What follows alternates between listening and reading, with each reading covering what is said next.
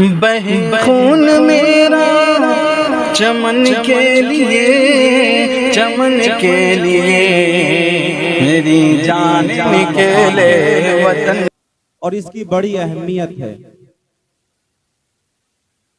مسلمانوں کے لیے مسجد کی مثال ایسی ہی ہے جیسے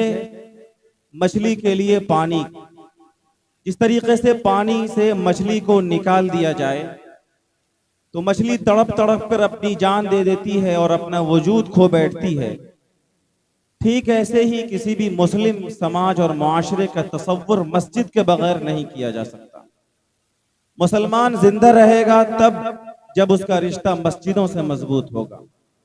اور جب مسجدیں نہ ہوں یا مسجدوں سے ان کا رشتہ کٹ جائے تو جس طریقے سے پانی کے بغیر مچھلی کا وجود ختم ہو جاتا ہے اور مچھلی تڑپ کر اپنی جان دے دیتی ہے، اس لیے پھر مسلم امت کا وجود نہیں رہ سکتا۔ اسی لیے آپ اسلامی تاریخ پر غور کیجئے تو ہجرت کے بعد، مکہ مکرمہ سے ہجرت کے بعد ہمارے آقا سرور دو عالم جناب محمد الرسول اللہ صلی اللہ علیہ وسلم جب مدینہ منورہ پہنچے تو آپ نے سب سے پہلے جس چیز کی فکر کی، اپنے گھر کے بنانے سے پہلے، اپنے جانثاروں کے گھر کے بنانے سے پہلے، اپنے لیے ٹھہرنے کے انتظام سے پہلے اور اپنے جانثاروں کے لیے مکان کی فکر سے پہلے، آپ نے جس چیز کی سب سے پہلے فکر کی وہ یہ تھی کہ مسجد کی بنیاد ڈالی جائے، مسجد بنائی جائے۔ چنانچہ مسجد بنائی گئی، اور پھر مسجد کے صحن میں ایک چبوترا تھا جسے صفہ کے نام سے ہم جانتے ہیں۔ مسجد کے صحن میں بنے اس چبوترے پر آپ صلی اللہ علیہ وسلم نے اپنے جانثاروں کی تربیت شروع فرمائی، اور آپ اسلامی تاریخ کا اگر آپ نے مطالعہ کیا ہے تو آپ کو یہ اندازہ ہوگا کہ سرور دو عالم صلی اللہ علیہ وسلم کو اللہ تعالیٰ نے انبیاء اور رسول کے بالکل اخیر میں اس لیے بھیجا تھا۔ قرآن کریم کہا لیظہروا علی الدین کلہ، کہ اس نبی کو اس لیے بھیجا گیا ہے تاکہ دین کو، اسلام کو دنیا کے تمام نظام حیات پر غالب کر دیا جائے۔ لیکن مکہ میں نبی پاک صلی اللہ علیہ وسلم 13 سال رہے،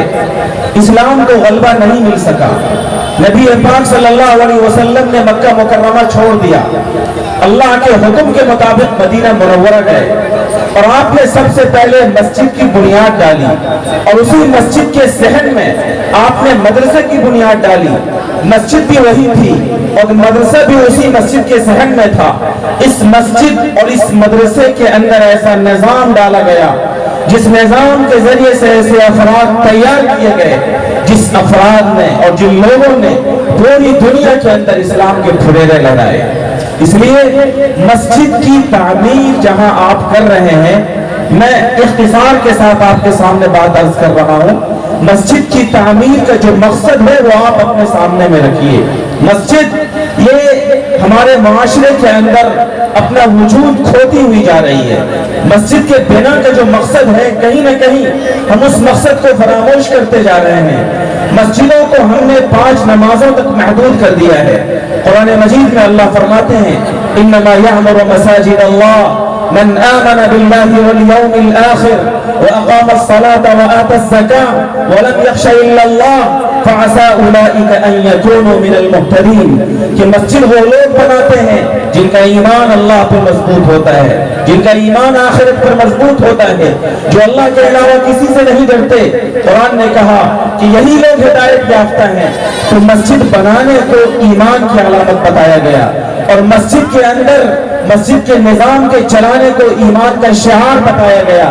مسجد کا نظام صحیح چلانے والوں کے بارے میں بتایا گیا کہ یہ لوگ ہدایت پر ہیں۔ لوگوں یاد رکھیے، مسجد کی تعمیر 2 طرح سے ہوتی ہے۔ ایک وہ تعمیر جس کی بنیاد ابھی اکابر علماء کے ہاتھ ڈالی جائے گی، اور مجھے یقین ہے کہ انشاءاللہ بنیاد کے بعد بہت جلد آپ حضرات اصلاح ملت کے جو ہمارے ممبران ہیں اور آپ کے علاقے کی جو علاقائی تنظیم ہے، اس تنظیم سے جڑ کر اپنے علاقے کے چندے سے بہت جلد مسجد کی اس ظاہری عمارت کی تکمیل کریں گے، لیکن یاد رکھیے یہ مسجد کی ظاہری تعمیر ہے، یہ مسجد کا ظاہری فاؤنڈیشن ہے جو بہت جلد آپ حضرات مکمل کر لیں گے۔ لیکن اگر آپ نے مسجد کے باطنی تعمیر کی فکر نہیں کی، مسجد کی روحانی تعمیر کی فکر نہیں کی، تو آج اس وقت جو حالات ملک کے اندر ہیں اور ملک کے مساجد کے ساتھ جو صورتحال ہے، مجھے کہنے دیا جائے اگر مسجدوں کی حفاظت کے تعلق سے ہم حکومت کو دوشی ٹھہراتے ہیں، ہم برسر اقتدار کو طبقے کو دوشی ٹھہراتے ہیں، تو میرے غیور بزرگوں، مسجدوں کی حفاظت کے تعلق سے ملک کے اندر حکومت کی جو پالیسی ہے اور برسر اقتدار طبقے کا جو رویہ ہے، اس میں کہیں نہ کہیں ہم اور آپ بھی برابر کے مجرم ہیں، کیونکہ ہم لوگوں نے مسجد کی باطنی تعمیر کی، مسجد کی روحانی تعمیر کی وہ فکر نہیں کی، اور مسجد کو ہم نے اس نظام کے ساتھ نہیں جوڑا جس نظام کے ساتھ ہمارے آقا سرور دو عالم جناب محمد رسول اللہ صلی اللہ علیہ وسلم نے جوڑا تھا۔ آپ نے صرف مسجد نہیں بنائی تھی بلکہ اس مسجد کے اندر مدرسہ بھی تھا، اور اس مدرسے کے اندر افراد سازی کا بھی کام ہوتا تھا۔ اس مدرسے کے اندر ایسے سپوتوں کو تیار کیا گیا، ایسے جانبازوں کو تیار کیا گیا، ملت کے لیے خون جگر دینے والے ایسے سپوتوں کو تیار کیا گیا جنہوں نے مکہ کی مسجد کو اور کعبہ کی مسجد کو اور مسجد حرام کو اور اللہ کے سب سے پہلے اور سب سے مقدس گھر کو بھی آباد کرایا، اور جنہوں نے پوری دنیا کے اندر اسلام کے کلمے کو پہنچایا اور پیارے آقا صلی اللہ علیہ وسلم کو وہ پیغام اور آپ کے بعثت کی وہ ذمہ داری اور آپ کی بعثت کا وہ مقصد جو اللہ نے قرآن میں بتایا کہ اس آخری نبی کو اس لیے بھیجا گیا تاکہ پوری دنیا کے اندر اس دین کو غالب کر دیا جائے۔ مسجد نبوی کے اندر چلنے والے اس نظام سے لوگوں ایسے افراد تیار ہوئے، لیکن مجھے بتائیے آپ کہ اس وقت ہم مسلمانوں کا تعلق اپنی مسجدوں سے کس حد تک ہے؟ اگر آپ جمہوری ملک میں جمہوری حقوق کا استعمال کر کے اپنے مسجدوں، اپنے مدرسوں، اپنے اسلامی شعائر اور اپنے پرسنل لا کی حفاظت کے لیے حکومت سے مطالبات کر رہے ہیں، اور آپ کا مطالبہ کرنا جائز ہے، آپ کا مطالبہ کرنا بالکل حق ہے، آپ قانون کے دائرے میں ضرور مطالبہ کیجئے، لیکن میرے بزرگوں اور دوستوں، ہم سب کو اپنے گریبان کو بھی جھانکنا چاہیے اور ہم سب کو اپنے ضمیر کو بھی ٹٹولنا چاہیے کہ کیا اللہ کی مسجد کی باطنی اور روحانی تعمیر جو ایمان والوں کی علامت بتائی گئی، جو اللہ سے ڈرنے والوں کا شعار بتایا گیا، جو آخرت پر یقین رکھنے والوں کی علامت بتائی گئی، ہم میں سے کتنے لوگ ہوں گے جن کا تعلق مسجدوں کے اور مسجدوں کے نظام سے بہت مضبوط ہوگا؟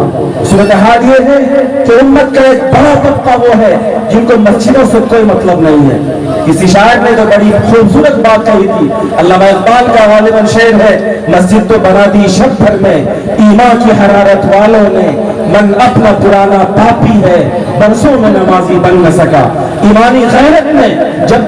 جب جوش مارا تو ہم نے راتوں میں، مہینوں میں اور سالوں کے اندر مسجد اقصی کو بنا دیا اور اس کو ہر اعتبار سے خوبصورت کر دیا، لیکن اس مسجد کی جو ذمہ داری ہمارے اوپر تھی، اس مسجد کے جو حقوق ہمارے اوپر تھے، کیا ہم نے ان حقوق کو ادا کیا؟ کیا مسجد کے اندر جس نظام کو چلایا جانا چاہیے تھا، کیا ہم نے اس نظام کو چلایا؟ آج اس وقت جو مساجد آپ کے ہاتھ سے نکل رہے ہیں اور جن مسجدوں پر دوسروں کے قبضے ہو رہے ہیں، وہ اس لیے ہو رہے ہیں کہ ان مسجدوں کے اندر وہ نظام نہیں چلایا گیا جو نظام وہاں چلایا جانا چاہیے تھا۔ اس لیے علاقے کے اور اطراف کے جو قیوم بزرگان اور ہمارے نوجوان یہاں آئے ہوئے ہیں، وہ اس بات کو اپنے دل سے باندھ کر کے جائیں کہ اگر آپ اپنی مسجدوں کی حفاظت چاہتے ہیں، اگر آپ اپنے اسلامی شعائر کی حفاظت چاہتے ہیں، تو جہاں آپ اس کے لیے حکومت سے مطالبات کرتے ہیں وہیں آپ بھی برابر کے ذمہ دار ہیں، اور آپ کی بھی ذمہ داری ہے کہ آپ اپنی مسجدوں کے لیے اور اپنے اداروں کے تحفظ کے لیے اپنے مسجدوں کے نظام کو مستحکم کیجیے، اور مسجدوں سے آپ کو جو پیغام ملتا ہے اس پیغام پر عمل کیجیے۔ لوگوں، مسجدوں سے کیا پیغام ملتا ہے آپ کو؟ آپ جب مسجد کے اندر آتے ہیں تو مسجد کے اندر جب امام اللہ اکبر کہتا ہے تو آپ بھی ہاتھ باندھ لیتے ہیں، جب امام رکوع کے اندر جاتا ہے آپ رکوع میں جاتے ہیں، جب امام سجدہ کرتا ہے آپ سجدہ کرتے ہیں، اور جب امام سلام پھینکتا ہے آپ سلام پھینک کر نماز سے باہر آ جاتے ہیں۔ آپ نماز، 5 وقت کی نماز اپنے محلے کی مسجد میں پڑھتے ہیں اور تمام محلے کے لوگ قصبے کی جامع مسجد میں پورے ایک ہفتے کے جمعے کے دن آ کر ایک ساتھ نماز پڑھتے ہیں۔ بندوں صاحب و محتاج و غنی ایک ہوئے، تیرے دربار میں پہنچے تو سبھی ایک ہوئے۔ مسجدوں میں پہنچ کر آپ کو اسلام نے اجتماعیت کا درس دیا ہے، آپ کو اسلام نے اتحاد کا درس دیا ہے۔ جس طریقے سے آپ محلے کی مسجدوں میں دن رات کے اندر 5 نمازوں میں ایک امام کی اقتدا کرتے ہیں اور ہفتے کے ایک دن جمعہ کے دن جامع مسجد میں جا کر ایک امام کے پیچھے نماز پڑھتے ہیں اور امام آپ کو جس طریقے سے نماز پڑھاتا ہے آپ اس طریقے سے نماز پڑھتے ہیں اور آپ ایک صف میں کھڑے ہوتے ہیں، وہاں پھر یہ نہیں دیکھا جاتا کہ پہلی صف میں سید صاحب کھڑے ہوں گے، پہلی صف میں شیخ صاحب کھڑے ہوں گے، پٹھان صاحب کھڑے ہوں گے اور جو لائن صاحب ہے، جو فلاں صاحب ہے، جو فلاں علاقے کے ہیں وہ پچھلی صف میں کھڑے ہوں گے۔ نہیں، وہاں یہ تمیز نہیں کی جاتی، وہاں یہ اختلاف نہیں کیا جاتا، وہاں یہ درجہ بندی نہیں کی جاتی، بلکہ ایک ہی صف میں کھڑے ہو گئے محمود و ایاز، نہ کوئی بندہ رہا نہ کوئی بندہ نواز۔ آپ ایک صف میں سارے لوگ، اگر وہ کلمہ پڑھنے والا ہے تو ایک صف میں کھڑا ہوتا ہے، وہاں کوئی تمیز نہیں ہوتی ذات کی، وہاں کوئی تمیز نہیں ہوتی برادری کی، وہاں کوئی تمیز نہیں ہوتی رنگ و نسل کی، وہاں کوئی تمیز نہیں ہوتی علاقائیت کی۔ پوری دنیا کے مسلمان جب سال میں ایک مرتبہ بیت اللہ کا حج کرتے ہیں تو ایک امام کے پیچھے نماز پڑھتے ہیں اور پوری دنیا کے سارے لوگ اس ایک بیت اللہ کے طواف کرتے ہیں۔ لوگوں 5 وقتہ نمازوں کے ذریعے اور جمعے کی نماز کے ذریعے اور سال میں حج کے سفر کے ذریعے ہماری مسجدوں سے آپ کو پوری دنیا کے کلمہ گو مسلمانوں کو یہ پیغام دیا گیا کہ لوگوں تمہارا رب ایک ہے، تمہارا نبی ایک ہے، تمہارا قرآن ایک ہے۔ تم جس مسجد میں آ کر نماز پڑھ رہے ہو اور ایک صف میں بغیر کسی برادری کے اختلاف کے، بغیر کسی مسلک اور مذہب کے انتشار کے ایک امام کے پیچھے نماز پڑھ رہے ہو، مسجدوں کے اس اتحاد کے پیغام کو اور مسجدوں سے ملنے والے اس اجتماعیت کے پیغام کو یاد رکھنا۔ لیکن میرے بھائی اور میرے بزرگوں، اقبال نے بڑا ٹھیک شکوہ کیا تھا کہ شور ہے ہو گئے دنیا سے مسلمان آبود۔ ہم یہ کہتے ہیں کہ تھے بھی کہیں مسلم موجود، وضع میں تم ہو نصارا تو تمدن میں بنود۔ یہ مسلمان ہیں جنہیں دیکھ کے شرمائے یہود، یوں تو سید بھی ہو، مرزا بھی ہو، افغاں بھی ہو، تم سبھی کچھ ہو بتاؤ تو مسلمان بھی ہو۔ صورتحال یہ ہے کہ آج مسلم امت، مسلم قوم ذات پات کی بنیاد پر، برادری کی بنیاد پر، علاقائیت کی بنیاد پر، مذہب کی بنیاد پر، مسلک کی بنیاد پر، مختلف بنیادوں پر ٹوٹ کے شکار ہے۔ اور مسجدوں میں جو پیغام دیا تھا اور مسجدوں میں نمازوں کے ذریعے سے ہمارے رب نے، ہمارے آقا نے ہمیں جو پیغام دیا تھا، ہم نے اتحاد کے اس پیغام کو، ہم نے اس اجتماعیت کے اس پیغام کو بھلا دیا۔ صورتحال یہ ہے کہ آج سماج میں، آج ملک کے اندر، آج علاقوں میں، آج دنیا کے اندر ہماری کوئی حیثیت نہیں ہے، اور حیثیت اس لیے نہیں ہے جس کو قرآن کریم نے بیان کیا۔ اللہ نے فرمایا وَأَطِيعُوا اللَّهَ وَرَسُولَهُ وَلَا تَنَازَعُوا فَتَفْشَلُوا وَتَذْهَبَ رِيحُكُمْ وَاصْبِرُوا إِنَّ اللَّهَ مَعَ الصَّابِرِينَ۔ اے مسلمانوں، اللہ تمہیں پیغام دیتا ہے کہ مسلمانوں اگر تمہارا ایمان مسلم ہے اور تمہارے سینے میں ایمان کی روح باقی ہے تو پوری زندگی اللہ کی اطاعت کرو، پوری زندگی اللہ کے رسول اپنے آقا سرور دو عالم جناب محمد رسول اللہ صلی اللہ علیہ وسلم کی سنت و شریعت کی پاسداری کرو۔ اور سنو وَلَا تَنَازَعُوا، تم ایک رب کے ماننے والے لوگ ہو، تمہارا کلمہ ایک ہے، لہذا کبھی کسی بھی بنیاد پر آپس میں اختلاف مت کرنا۔ وَلَا تَنَازَعُوا، آپس میں جھگڑے مت کرنا۔ فَتَفْشَلُوا، آپس میں جھگڑو گے تو تم کمزور پڑ جاؤ گے۔ رب نے کہا تھا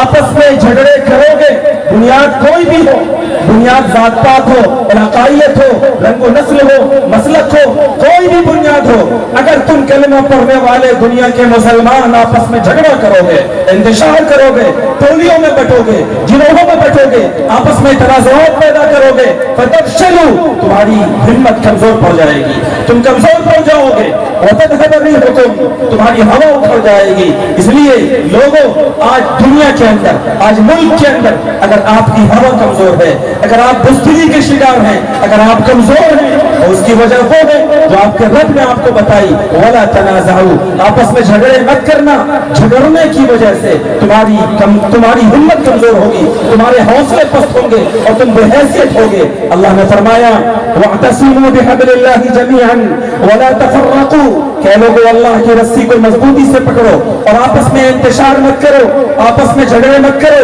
आपस में किसी भी बुनियाद पर तनाज़ुआत के और इख्तिलाफात के शिकार मत हो. और इस जुमले को याद रखिएगा कि मसलक चलने के लिए होता है, मसलक लड़ने के लिए नहीं होता. आप अपने मसलक पर अमल कीजिए, पूरी आजादी के साथ अमल कीजिए, लेकिन जब मसला मुल्क मिल्लत की हिफाजत का हो, जब मसला कुरान की हिफाजत का हो, जब मसला शरीयत मोहम्मदी की हिफाजत का हो, जब मसला दीन की हिफाजत का हो, जब मसला मस्जिदों की हिफाजत का हो, ऐसे वक्त में लड़ना, ऐसे वक्त में इंतशार पैदा करना और ऐसे वक्त में मसलक, जात पात या किसी भी बुनियाद पर आपस में तनाज़ुआत पैदा करना उस हदीस के मिस्ताक है जिसमें इमाम कायनात सल्लल्लाहु अलैहि वसल्लम ने फरमाया था, मन दआ बिदावल जाहिलिया, कि जो आदमी जाहिलियत की पुकारे, अपनी बरादरी के लोगों को पुकारे और उम्मत को किसी भी बुनियाद पर आपस में गिरोहबंदी के अंदर मुब्तला करे, तो आका सल्लल्लाहु अलैहि वसल्लम ने बड़ी खतरनाक बात फरमाई थी. आपने फरमाया था कि मुसलमानों में किसी भी बुनियाद पर लड़ाने वाला वो शख्स जहन्नम का ईंधन है. अल्लाह हिफाजत फरमाए. साहबी ने पूछा व इंसान वसल्ला या रसूल अल्लाह, अल्लाह के रसूल,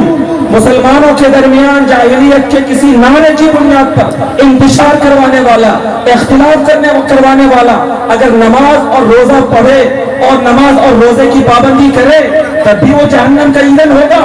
आपने फरमाया व इंसान वसल्ला वज़अम अन्नहु मुस्लिम, अगरचे वो नमाज पढ़े, अगरचे वो रोजा रखे, अगरचे उसका दावा हो कि वो मुसलमान है, लेकिन किसी भी बुनियाद पर मुसलमानों में गिरोहबंदी और इख्तिलाफ और तनाज़ुआत और ज़माने जाहिलियत के नारों की बुनियाद पर आपस में इख्तिलाफ कराता है, तो वो शख्स जहन्नम का ईंधन है. मेरे भाई और मेरे बुजुर्गों, हालात की नज़ाकत को समझिए और हालात की खतरनाकी का अंदाजा कीजिए. ये वो हालात हैं जब सिर्फ इस बुनियाद पर कि आप कलिमा पढ़ते हैं, ला इलाहा इल्लल्लाह मुहम्मद रसूलुल्लाह का इकरार करते हैं, आपका कोई भी रंग हो, आपकी कोई भी नस्ल हो, आपकी कोई भी बरादरी हो, आपका कोई भी मसलक हो, अगर आप ला इलाहा इल्लल्लाह मुहम्मद रसूलुल्लाह पढ़ते हैं तो आपकी जिम्मेदारी है कि अपने ईमानी उखुवत को मजबूत कीजिए, अपने ईमानी भाईचारे को मजबूत कीजिए. मुझे कहने दीजिए कि आपके ईमानी भाईचारे में, आपके ईमानी उखुवत में और आपके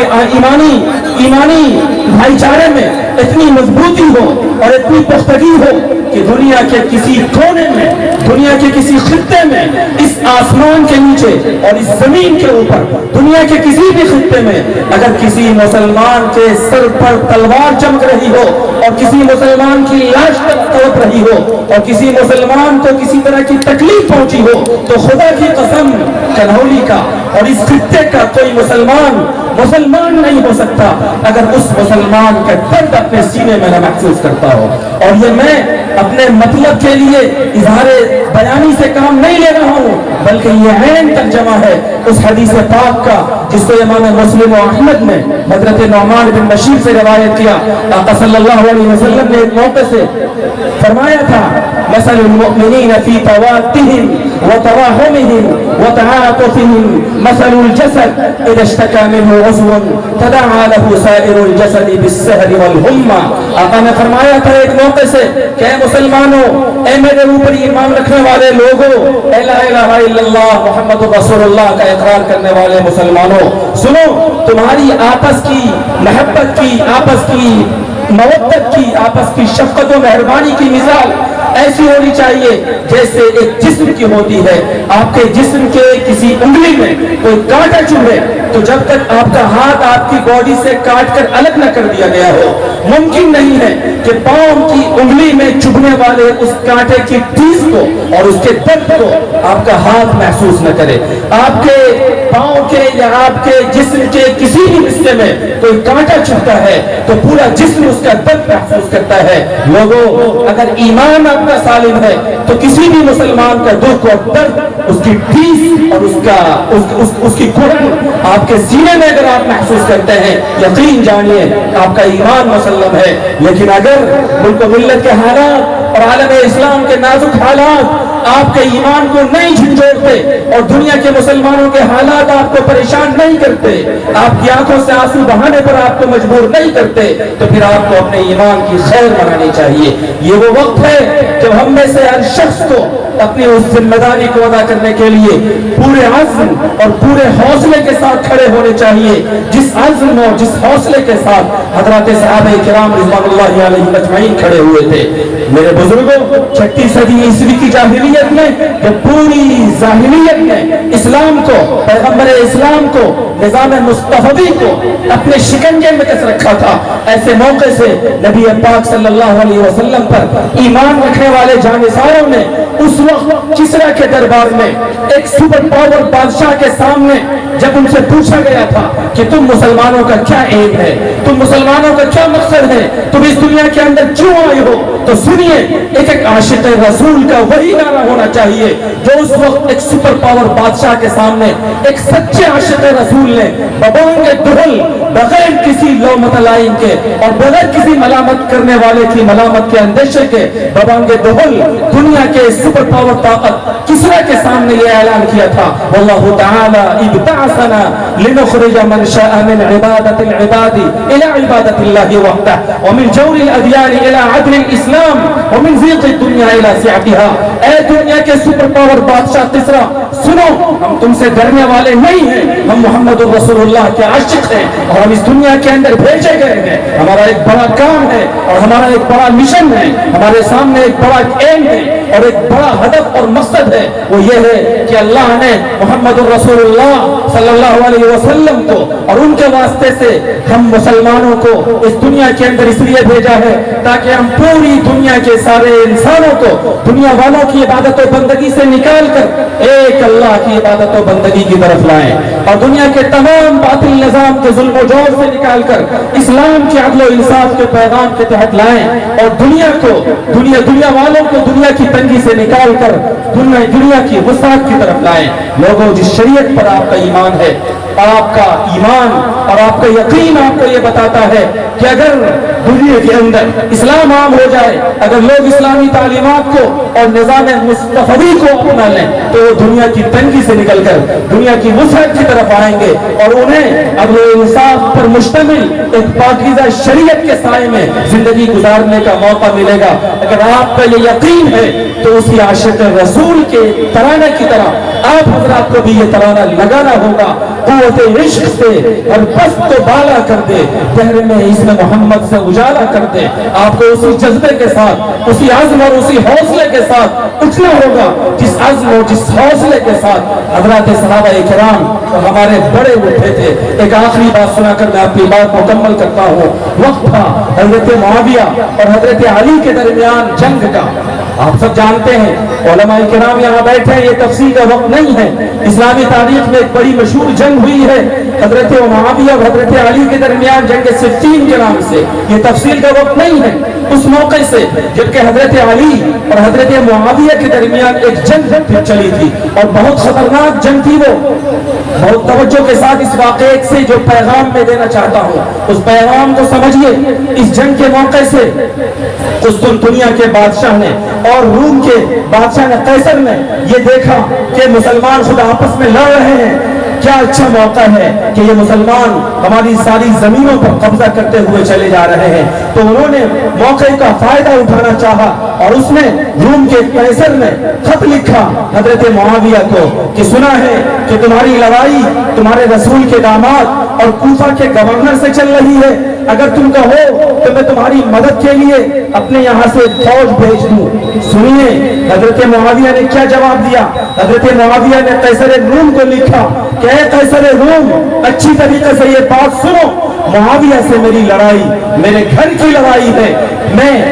آپس میں اس معاملے کو حل کر لوں گا، لیکن اگر تم نے علی کے خلاف فوج بھیجی تو معاویہ علی کی فوج کا پہلا کمانڈر ہوگا جو علی کی حفاظت کے لیے تمہارے خلاف میدان کے اندر اترے گا۔ میرے بھائی اور میرے بزرگوں، یہ وقت بھر کے اختلافات کو، مسلکی اختلافات کو، چھوٹے موٹے انتشارات کو بڑھاوا دینے کا نہیں ہے، مسلک چلنے کے لیے ہے۔ آپ چلیے، لیکن اس ملک کے اندر عزت کے ساتھ، عظمت کے ساتھ، شوکت کے ساتھ، باطل طاقتوں کی آنکھوں میں آنکھیں ڈال کر پورے عزم اور پورے حوصلے کے ساتھ اگر جینا ہے تو آپ سب کے سامنے راستہ صرف دو ہے۔ ایک راستہ تو یہ ہے کہ آپس میں متحد ہوئیے، آپس میں یونائٹ ہوئیے، آپس میں اجتماعیت پیدا کیجئے، اور دوسرا کام یہ ہے کہ پیارے آقا صلی اللہ علیہ وسلم نے آپ کو جو ذمہ داری دی تھی اور جس ذمہ داری کا اعلان حضرت ربیع بن عامر نے کسریٰ کے دربار میں لگایا تھا، آپ اس ذمہ داری کو ادا کرنے کے لیے کھڑے ہوئیے، کیونکہ